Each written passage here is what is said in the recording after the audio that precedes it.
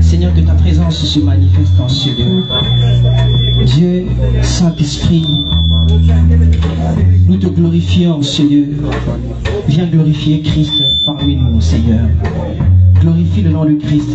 Seigneur, fais descendre le feu en ce lieu, afin de consumer en ce lieu. La Bible dit que ce jour-là, Seigneur, tu as répandu la gloire. Alors, le service n'a pas eu lieu parce que la gloire de Dieu était répandue. Père, que tout esprit qui est contraire à ton Esprit Saint se taise. Que tout esprit, Seigneur, qui ne confesse pas le nom de Jésus en ce lieu, se taise. Tu as dit que le Saint-Esprit me glorifiera. Seigneur, nous demandons à l'Esprit de Dieu de bouger en ce lieu, de répandre le feu en ce lieu, Saint-Esprit. Répands le feu. Que la gloire de Dieu se manifeste en ce lieu. Manifeste-toi, Seigneur. Pendant que nous sommes en train de prier, nous prions ta manifestation, Esprit de Dieu. La gloire de Dieu en ce lieu. Là où ta gloire règne, Seigneur, il y a des miracles, il y a des prodiges. Les ténèbres ne peuvent pas régner, Seigneur. Règne, Maître absolu en ce lieu. Au nom de Jésus. Amen. Amen, amen. Amen, amen, peuple de Dieu. Je vous salue au nom de Jésus. Est-ce que tu peux acclamer pour le Seigneur en ce lieu? Est-ce que tu peux acclamer pour l'Esprit de Dieu en ce lieu? Oui, bien-aimés, nous rendons grâce à Dieu pour sa grâce, pour son amour. Quelqu'un dit que la meilleure manière de gérer la grâce, c'est de rendre action de grâce, afin que la grâce abonde. Bien-aimés, nous disons merci à l'homme de Dieu, le pasteur, de nous avoir choisi encore ce matin pour apporter la parole de Dieu. Et nous disons merci à Dieu pour sa bonté. La Bible dit qu'il envoya sa parole et sa parole guérit, bien-aimés. Ce matin, sans plus tarder, j'aimerais que nous puissions prendre nos Bibles dans le livre d'Exode, chapitre 23.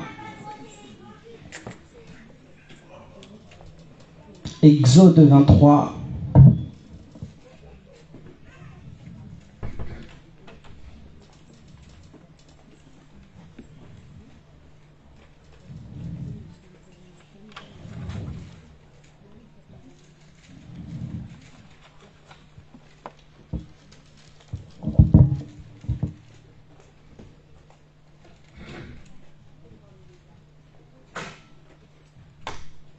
Exode 23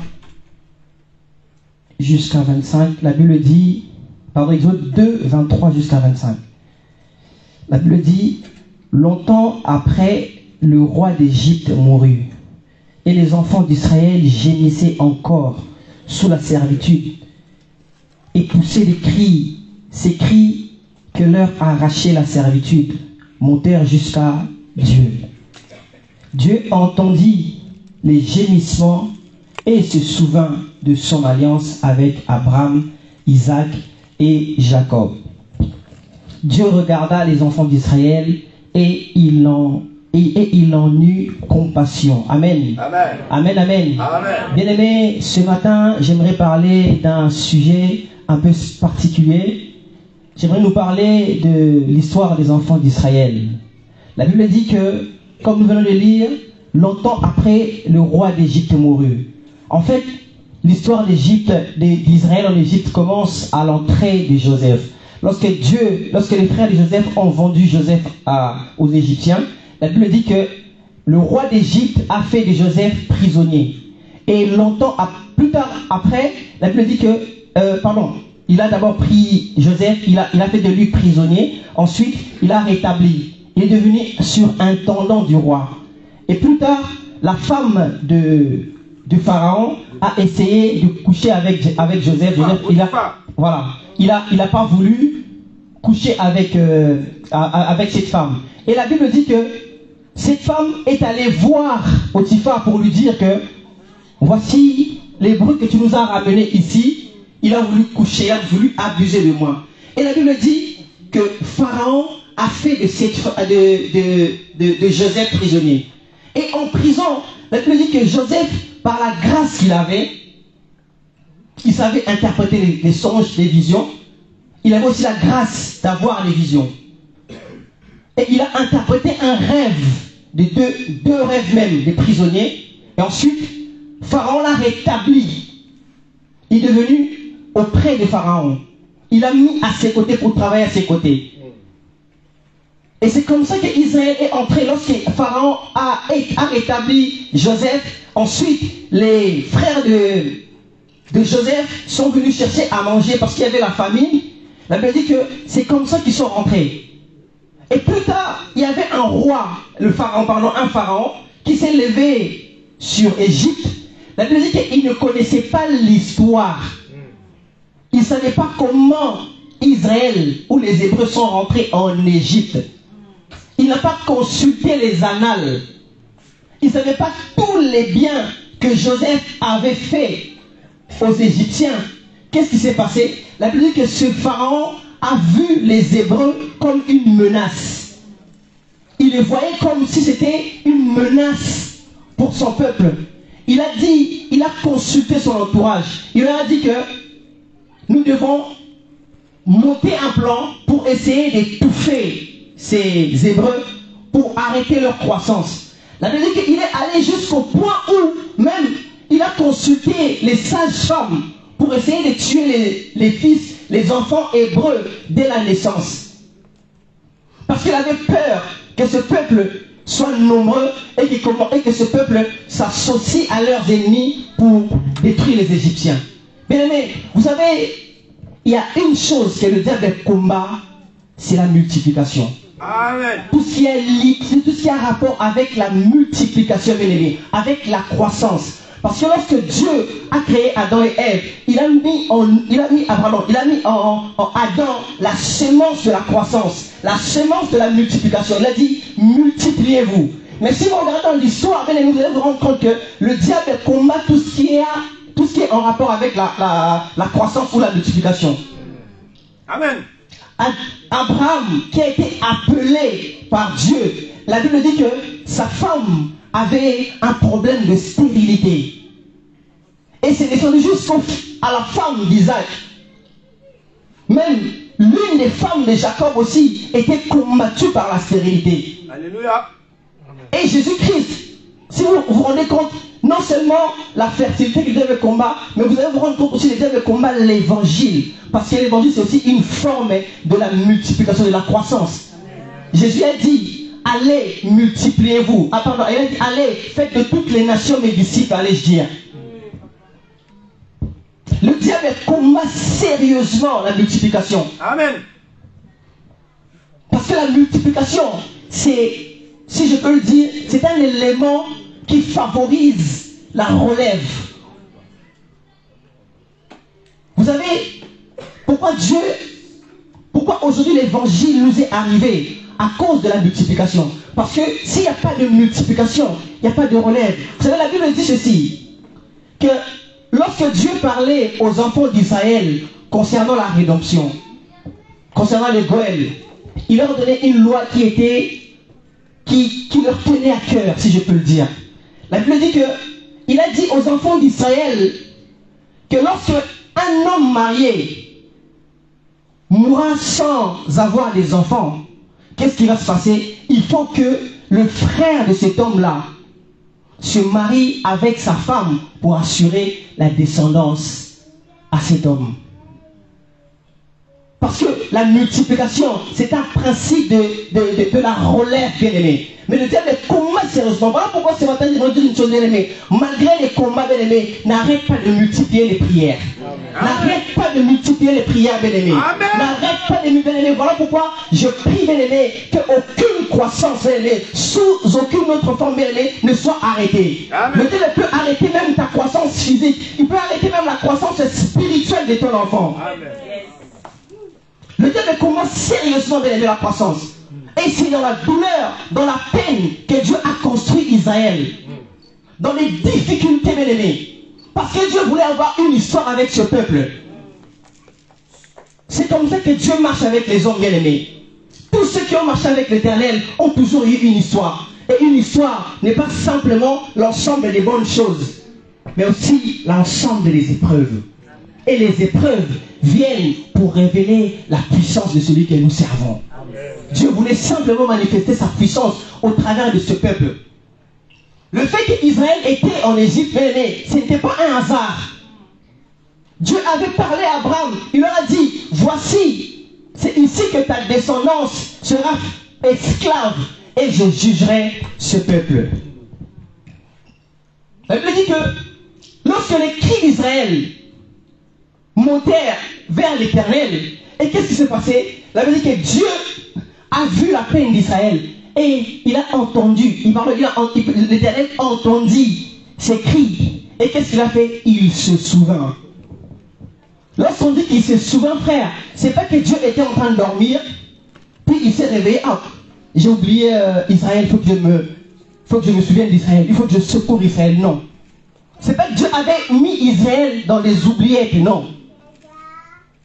Dieu avait simplement, bien aimé, arrêté un temps pour que Israël soit délivré. Lorsqu'on dit que Dieu se souvint, c'est-à-dire que le temps est arrivé. Lorsque Dieu agit dans la vie des hommes, bien aimés, il y a deux choses que Dieu utilise. Il y a premièrement, je veux dire, dans ce texte que nous venons de voir, on va se rendre compte que Dieu a utilisé deux éléments. Le premier élément, c'est le temps. Et le deuxième élément, c'est l'alliance. Dans cette écriture, bien aimé, ou dans ce verset, lorsqu'on dit que Dieu se souvint, bien aimé, ça veut tout simplement dire ceci, que tout ce qui est sur cette terre, tout ce qui se passe sur cette terre, est appelé à avoir une fin. Seul Dieu est éternel. Amen. La souffrance d'Israël avait commencé, mais cette souffrance était appelée à s'arrêter à un certain moment, parce que le temps devait s'accomplir.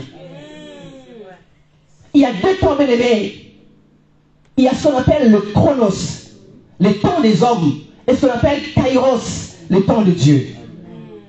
Le temps des hommes, bien aimés, est chronologique. C'est ce que nous vivons aujourd'hui. On est dimanche. Après demain, ça sera lundi. Après, on passera de lundi à mardi. Ensuite, mercredi.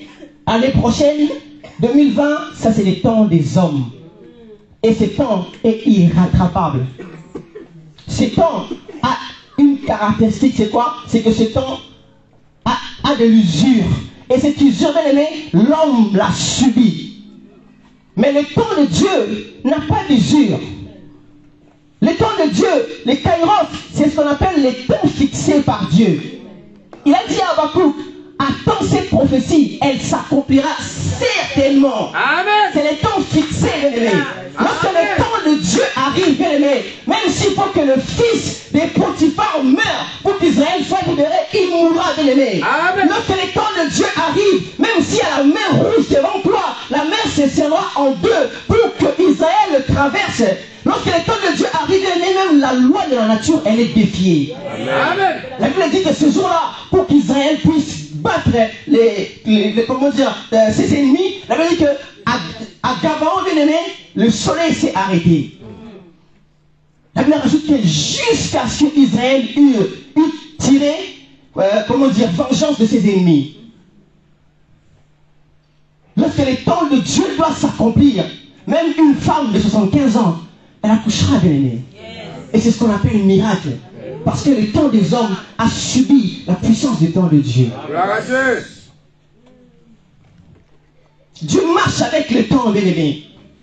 Lorsqu'il permet quelque chose dans ta vie, bien-aimé, sache que cette chose est appelée à s'arrêter. Bien-aimé, tes souffrances aussi ont un début et une fin. Ta stérilité a un début et une fin. Alléluia. Ta sécheresse a un début et une fin, bien-aimé. Amen. Certainement, ça faisait mal. La Bible dit que cette souffrance ou cette oppression leur arrachait la peau. Ça faisait mal à Israël. Mais c'était dans le plan de Dieu. Gloire à Dieu. Ces choses devaient arriver. Ces choses devaient se passer ainsi pour que la puissance de Dieu se manifeste. Pour que le monde sache qu'il y a un Dieu. Mais laisse les gens, laisse les sorciers essayer de toucher à ta vie. Ils pensent qu'ils touchent à ta vie parce que leur pouvoir leur permet de toucher à ta vie. Non, ils touchent à ta vie parce que Dieu leur donne le pouvoir, il donne leur l'accès, l'aval de toucher à ta vie. Personne, aucun sorcier, même le diable ne peut pas toucher à ta vie si Dieu ne permet pas. La Bible dit dans Job 1,6 que le diable est allé dans la présence de Dieu pour parler à Dieu.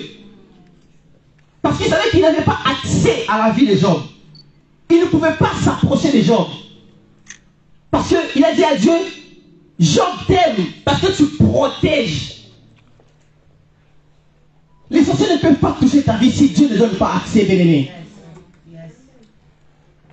Mais sache une chose, bien-aimé, Dieu, il le laissera toucher à ta vie. Mais il y aura un moment où Dieu refusera. Pourquoi? Parce que nous allons prendre Ésaïe 9, nous allons comprendre.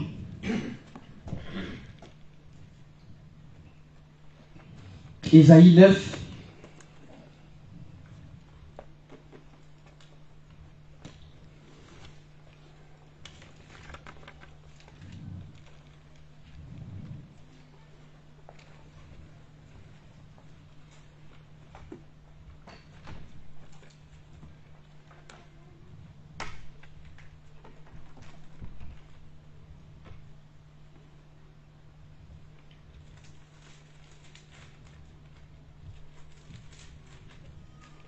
Ésaïe 9, Ésaïe chapitre 8, verset 23. On va commencer par 23.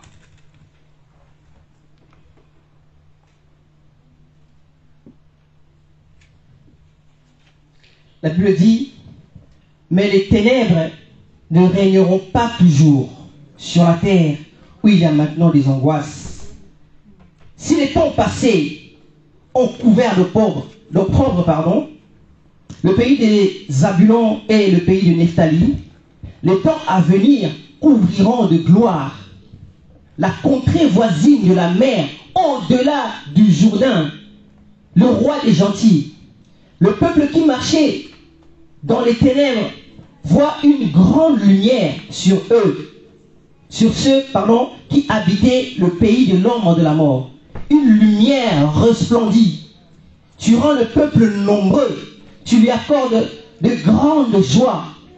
Il se réjouit devant toi comme on se réjouit à la moisson. Comme on pousse des cris d'allégresse au partage du butin.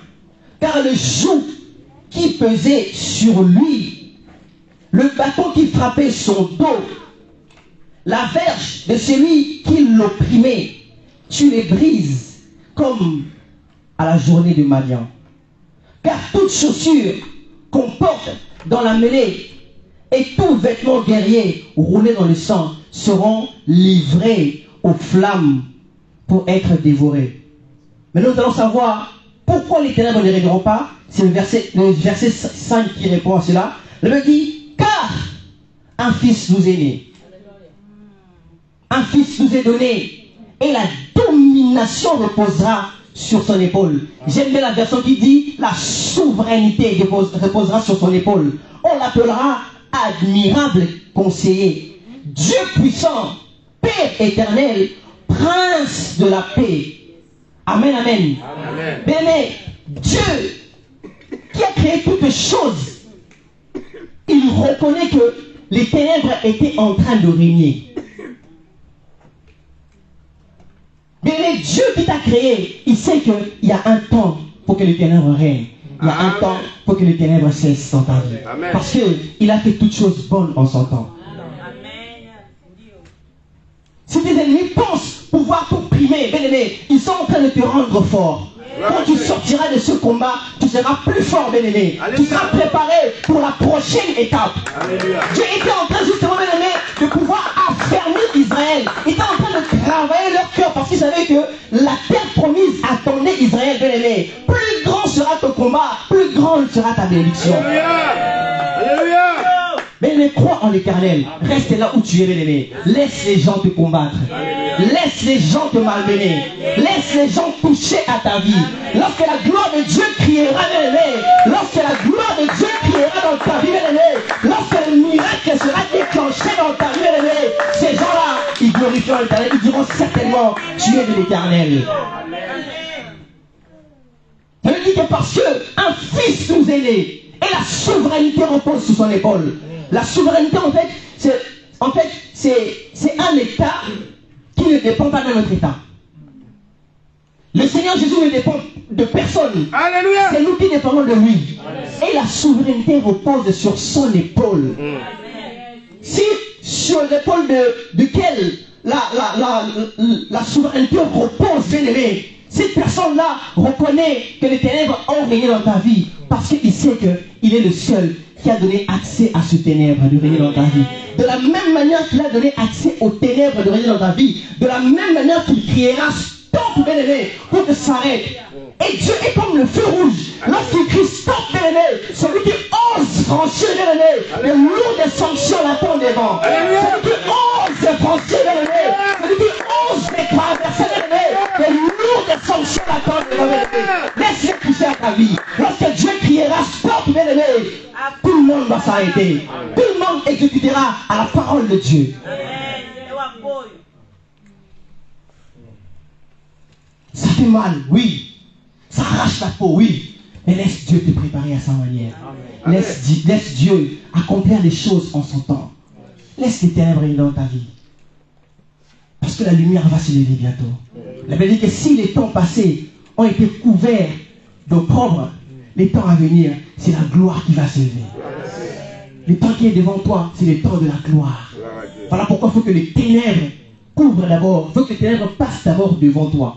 Parce que lorsque la lumière viendra, bien, tout le monde verra que c'est la vraie lumière de l'Éternel. Vous savez, il y a la lumière de Dieu et la lumière des hommes. Lorsque la lumière de Dieu éclaire, la lumière des hommes disparaît. Dieu a permis à ce que ces choses arrivent à Israël. Il a permis à ce que les ténèbres règnent en un temps. La Bible dit qu'on l'appellera admirable conseiller. Dieu puissant. Dieu puissant parce qu'il a laissé les ténèbres pour montrer que les ténèbres n'ont aucun pouvoir dans ta vie. Alléluia. Les ténèbres ne peuvent rien dans ta vie. Il laisse les ténèbres. J'aime bien Daniel. Lorsqu'il était devant Arioch, la Bible dit que le roi qui était troublé par le rêve, le roi a eu un songe, il a eu un rêve. Mais il ne savait pas c'était quoi le rêve. Il a appelé tous ses serviteurs. Il leur a dit de pouvoir, il leur a dit, dites-moi ce que j'ai fait comme rêve. Et ensuite, expliquez-le-moi. Mais personne ne pouvait expliquer ce rêve. Lorsqu'on a appelé Daniel, j'aime bien la parole de Daniel, la phrase que Daniel a prononcée. Il a dit au roi, l'Éternel Dieu, il est celui qui renverse. Alléluia. Et celui qui établit. Alléluia. Il contrôle les circonstances et les temps. Rien n'échappe au contrôle de Dieu, bien-aimé. Il a établi les gens touchés à ta vie pour un temps. Lorsqu'il va se lever, il va renverser leur règne. Tout ça pour instaurer la paix dans nos cœurs. Pour nous apprendre la paix à sa manière. Si pour les hommes, la paix, c'est l'absence des guerres, des troubles, mais pour Dieu, la paix de Dieu peut se manifester même dans les troubles, bien-aimés. Pour te prouver que ta paix ou l'environnement, ton environnement n'est pas la source de ta paix. Ta paix dépend de l'Éternel. Alléluia. Et personne ne peut troubler ta paix. Nous l'appelons prince de la paix. Parce qu'il est celui, lorsqu'il arrive, il établit la paix. Il a dit, je pars, je vous laisse la paix. Je vous donne ma paix. Je vous la donne pas comme le monde vous la donne. Je vous donne comme moi, je vous donne ma paix. Mais au milieu des circonstances défavorables, la paix de Dieu est capable de se manifester. Voilà pourquoi Jésus, lorsqu'il était devant Pilate ou devant Hérode, la Bible dit ceci, que le Seigneur n'a pas tremblé. Il a fait la paix. Parce qu'il savait que ce n'est pas les circonstances qui vont arrêter mon règne, qui vont arrêter mon royaume. Les circonstances, bien aimés, ne prennent rien dans ta vie. Parce que ton Dieu s'appelle le prince de la paix. Il s'appelle l'admirable conseiller. Parce que ses conseils mènent toujours à la vie. Il a dit, j'ai mis devant toi la vie et la mort. Choisis la vie afin que tu vives. Ces conseils sont des conseils vitaux. Ton Dieu est tout puissant. Le diable, il a sa puissance, oui. Il touchera à tes affaires, oui. Mais sache une chose, que le tout-puissant est au-dessus de toutes les choses. Il y a les rois de ce monde, il y a les gens de ce monde, mais il y a celui qui est au-dessus de toutes les choses, que nous appelons le Seigneur, que nous appelons le roi des rois, que nous appelons le tout-puissant. Il est incomparable, bien-aimé. Lorsqu'il pose la main sur l'affaire change, le cours des événements change, bien-aimé. Lorsqu'il pose, bien-aimé, sa main sur l'affaire, on change de pronostic. Même là où il y avait la mort, lorsque Dieu pose sa main, la vie entre. Alléluia. Demeure là où Dieu t'a mis. Ne bouge pas. Il sait ce qu'il est en train de faire dans ta vie. Il sait là où il veut t'emmener. C'est la terre promise qui t'attend, bien-aimé. Ne panique pas. Pharaon ne peut rien. Il peut parler, mais le dernier mot appartient à l'Éternel. Les hommes de ce monde peuvent parler. Le dernier mot appartient à l'Éternel. Tu peux aller, bien aimé, même chercher un travail. Le patron te dit que je ne te donnerai pas de travail. Mais la Bible dit que le cœur du roi, c'est comme un courant d'eau entre les mains de l'Éternel. Il incline dans le sens où il veut. Dieu peut incliner, bien aimé, les lois de ce monde en ta faveur. Il est capable de toucher même le cœur le plus endurci, bien aimé, pour agir en ta faveur. Parce qu'il est roi. Il est celui qui règne sur les hommes. Il a régné sur Israël. Il a protégé Israël malgré le combat, malgré tout ce qui pouvait arriver. La Bible dit que même Pharaon, lorsqu'il est parti dire aux sages-femmes de tuer les fils d'Hébreux, la Bible dit une chose qui me frappe jusqu'aujourd'hui. La Bible dit que les sages-femmes craignirent l'Éternel. Alléluia. Ils ne connaissaient pas l'Éternel, mais ils ont craint l'Éternel. Parce que Dieu, il est le roi. Il est le roi non seulement des chrétiens, mais il est le roi de l'univers, de tous les hommes. Peu importe ta religion, même si tu es de je ne sais de quelle religion, Dieu est ton roi, que tu le veuilles ou non. Alléluia. Alléluia. Parce que Dieu marche avec le temps, bien-aimé. Attends le temps de Dieu. La promesse de Dieu, c'est une promesse qui accomplit certainement. Pas de doute. Une promesse qui ne ment pas. Lorsqu'il parle, bien aimé, les choses s'accomplissent. Il a promis à Élisée double portion. Mais Élisée est mort, il a fait que 13 miracles. Et elle lui dit que plus tard, on vient enterrer un homme au même endroit qu'on avait enterré Élisée. La Bible dit que cet homme est ressuscité. Parce que la promesse de Dieu peut s'accomplir même 100 ans après ta mort, bien-aimé. Parce qu'il est Dieu. Son temps ne dépend pas des temps des hommes. Et les temps des hommes ne conditionnent en aucun cas les temps de Dieu. Mais lorsque les temps de Dieu doivent s'accomplir, les temps des hommes doivent s'arrêter. Voilà pourquoi à la croix, le soleil a fui. Parce qu'il était question de l'éternité s'exprimer. Parce que ce temps de Dieu devait s'exprimer.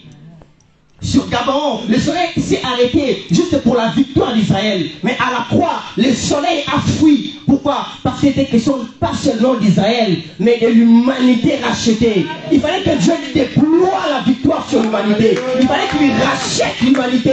Il fallait qu'il sauve l'humanité, bien-aimé. Lorsque la délivrance soit arrivée, bien-aimé, les choses se passent autrement.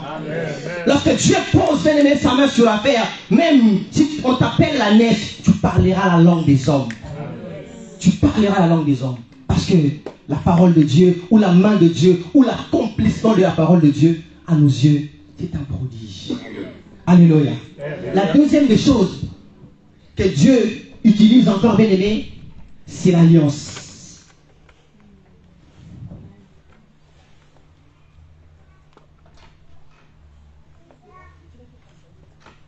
Nous allons voir dans Genèse 17.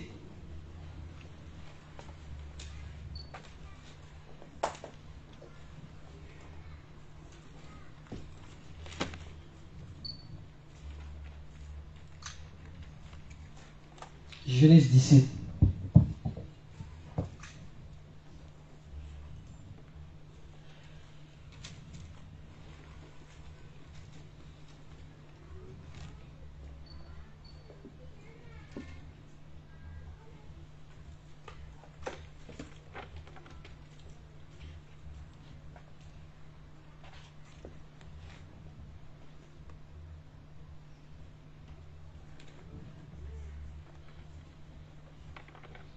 Genèse 17, 2.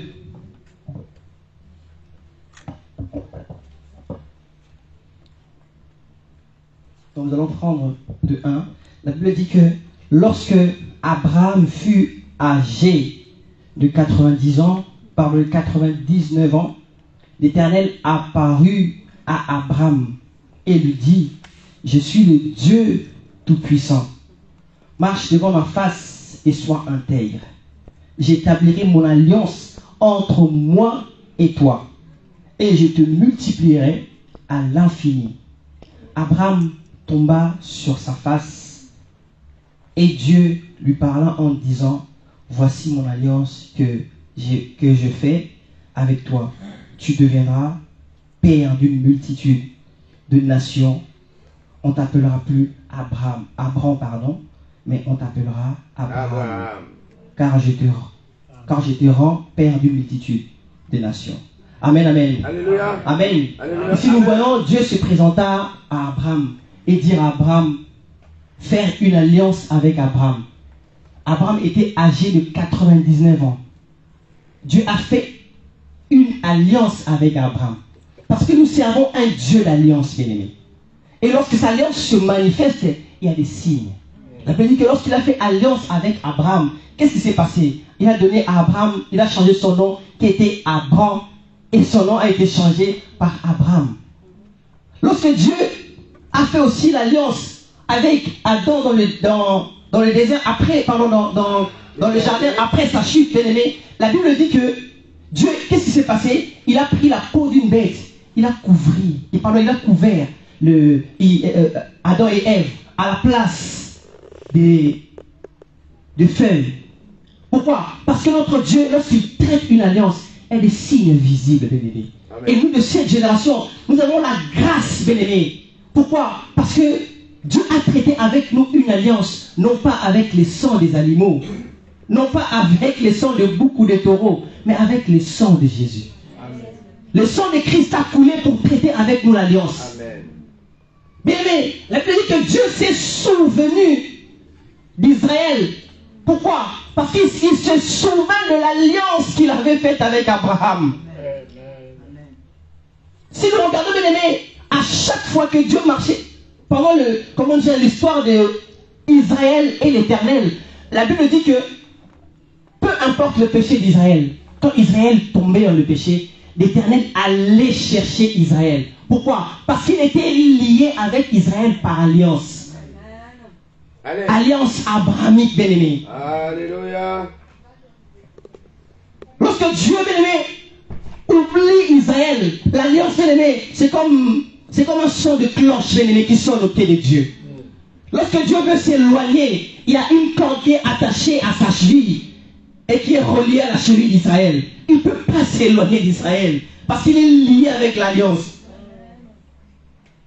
Dieu a juré. La Bible dit qu'il n'a pas trouvé plus grand que lui sur la terre. Il a juré par lui-même. Il a juré par lui-même. Aujourd'hui, mes amis, nous négligeons la parole. Mais la parole, elle est puissante. Amen. Le diable sait la puissance de la parole. Les démons savent la puissance de la parole. Alléluia. Les sorciers savent la puissance de la parole. C'est nous les enfants de Dieu, nous méprisons la puissance de la parole, la puissance de l'alliance. La Bible dit que lorsque Abraham a envoyé Eliezer pour aller chercher la femme à son fils, il a soulevé son truc pour faire avec lui une sorte d'alliance. Il a dit, jure que tu prendras pour mon fils une femme dans mon pays, dans le pays de mes parents. Dieu était lié avec Israël par l'alliance, bien-aimé. Et il se souvient, même si vous regardez, lorsqu'il s'est présenté à Moïse, qu'est-ce qui s'est passé? La Bible dit qu'il a dit, je suis le Dieu d'Abraham, d'Isaac et de Jacob. C'est un peu sa carte de visite, bien-aimé. Aujourd'hui, nous jouissons des promesses au travers de Jésus-Christ. Mais ces promesses-là tirent leur source dans la promesse que Dieu a faite à Abraham. Des milliers d'années après, cette promesse, bien-aimée, est toujours d'actualité. Lorsque nous réclamons la bénédiction auprès de Dieu, parce qu'il a fait une promesse avec Abraham. Lorsqu'il y a alliance, bien-aimée, il y a signe. Dieu a changé le nom d'Abraham. Il a changé aussi la situation et l'histoire d'Israël. Mais sache une chose, que peu importe ce que tu es en train de vivre, bien-aimé, à cause de l'alliance de la croix, Dieu va te secourir. À cause de l'alliance et le sang de Jésus, Dieu interviendra en ta faveur, bien-aimé. À cause du sang qui a coulé à la croix, bien-aimé, Dieu interviendra en ta faveur, bien-aimé. La Bible dit que Dieu, il a cherché dans le monde, il a trouvé personne pour venir mourir pour les hommes. Il a pris une personne qui était en lui-même, Jésus-Christ de Nazareth, qui était le fruit de ses entrailles, qui était le premier-né. Jésus-Christ, bien-aimé, il provenait de Dieu. Dieu l'a sacrifié sans pitié pour que son sang coule, pour que tu sois sauvé. Laisse les hommes te toucher. Laisse le diable te toucher. Laisse les sorciers te toucher. Lorsque le sang de l'alliance va crier. Pitié, bien-aimé. Vous savez, des fois, lorsque les sorciers combattent les enfants de Dieu, vous savez, une fois, j'ai une belle donner à ma mère cette image. J'ai vu je crois que c'était sur Facebook, je crois. Il y a une image où on avait mis dans des cages les différentes races des chiens.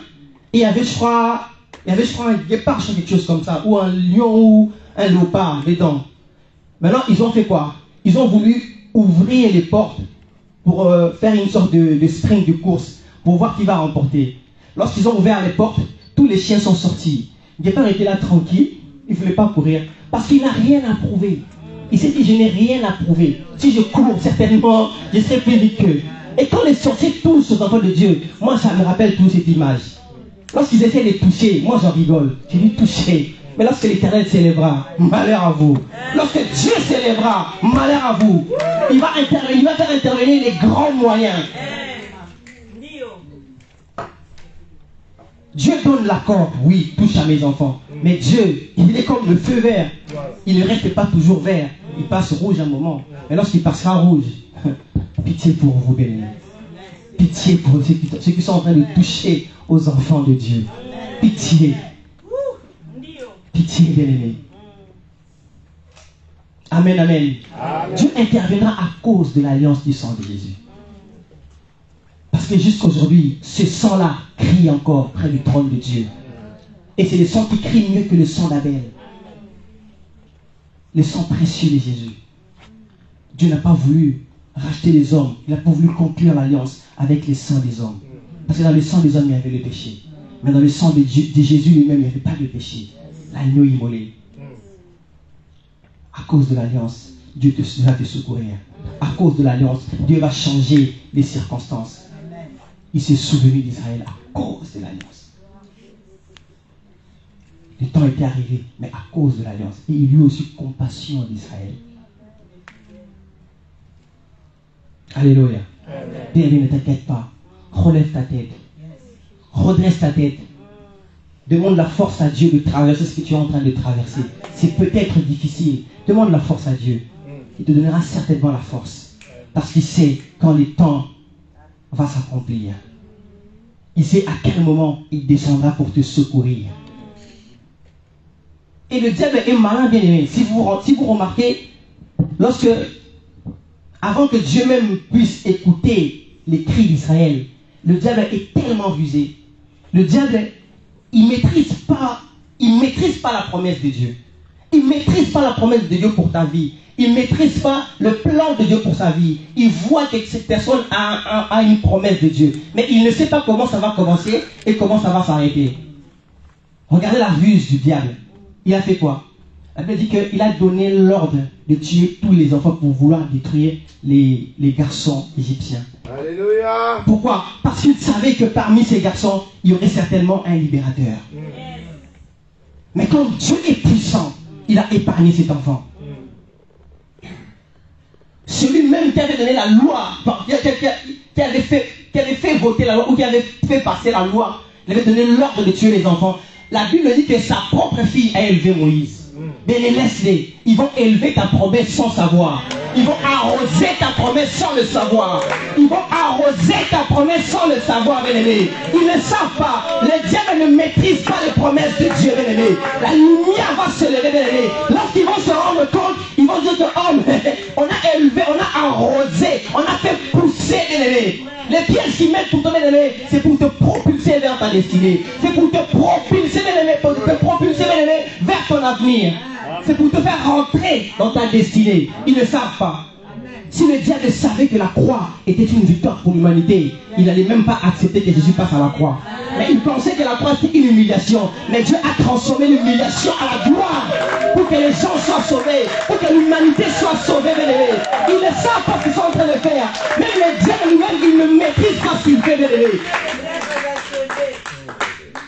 Il ne maîtrise pas, bien-aimé. Le diable ne maîtrise pas ce que Dieu a comme promesse dans ta vie. Mais comme il ne saura pas détruire ta promesse, mais qu'est-ce qui va se passer? Il va essayer de te détourner de la promesse de Dieu. C'est comme ça que le diable travaille. Il va essayer de te repousser, de te faire passer à côté. Mais je prie Dieu que personne ne passe à côté de sa promesse. Mais on est quel mois? On est au mois de juillet, le 7e mois. 7e mois, le chiffre 7, c'est le chiffre du repos. Que Dieu te fasse rentrer dans ton repos en ce mois au nom de Jésus. Tu as assez combattu. Tu as assez combattu. Tu as assez souffert, bien-aimé. La souffrance, l'oppression, bien-aimé, t'a arraché la peau, pardon. Mais aujourd'hui, que Dieu te fasse rentrer dans ta promesse, bien-aimé. Qu'il te fasse rentrer dans ta paix. Alléluia. Je déclenche un miracle dans ta vie, bien-aimé. Que tu vives le miracle de Christ au nom de Jésus. Le temps des miracles n'est pas passé, bien-aimé. Le temps des miracles n'est pas passé, bien-aimé. Que Dieu puisse te délivrer, bien-aimé. Tu lui traverses, bien-aimé, une étape, bien-aimé, une épreuve difficile, bien-aimé. Que Dieu te donne la force suffisante pour remonter cela. Parce que la terre promise t'attend. La terre promise est devant toi. Le pays où coule le lait et le miel est devant toi. La promesse est devant toi. Tu ne passeras pas à côté de la promesse de Dieu. Peu importe leur manigance, tu ne passeras pas à côté de la promesse de Dieu. Tu vivras la promesse de Dieu. Au nom de Jésus. Parce que le sang a coulé pour que tu ne passes pas à côté. Parce que Jésus s'est offert pour que tu sois béni. Parce que Jésus s'est donné pour que tu sois fort aux épreuves, bien-aimé. Jésus s'est donné, bien-aimé, pour que tu surmontes toutes sortes d'épreuves, bien-aimé.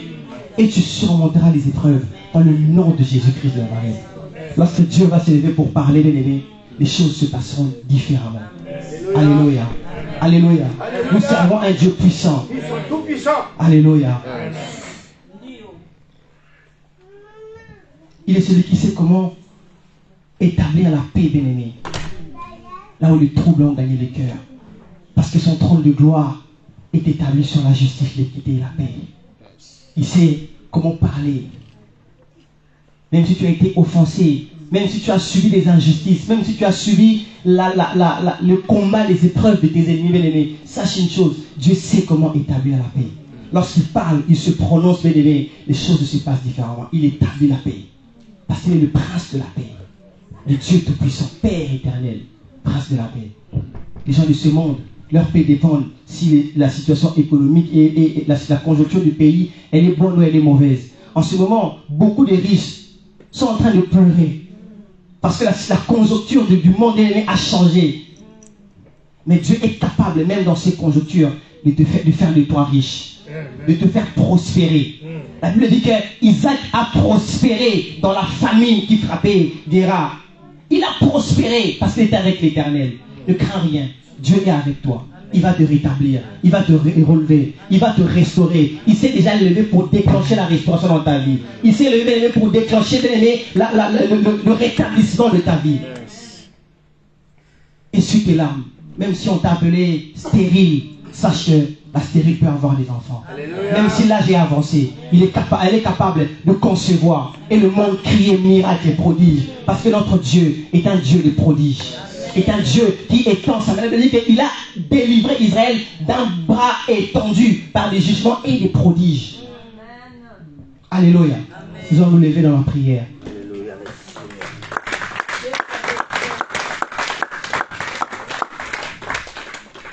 Bien-aimé, j'aimerais que là où tu es, que tu puisses bénir Dieu pour l'alliance, mais aussi pour tout ce qu'il ne cesse de faire dans ta vie. Tu vas bénir Dieu pour l'œuvre de la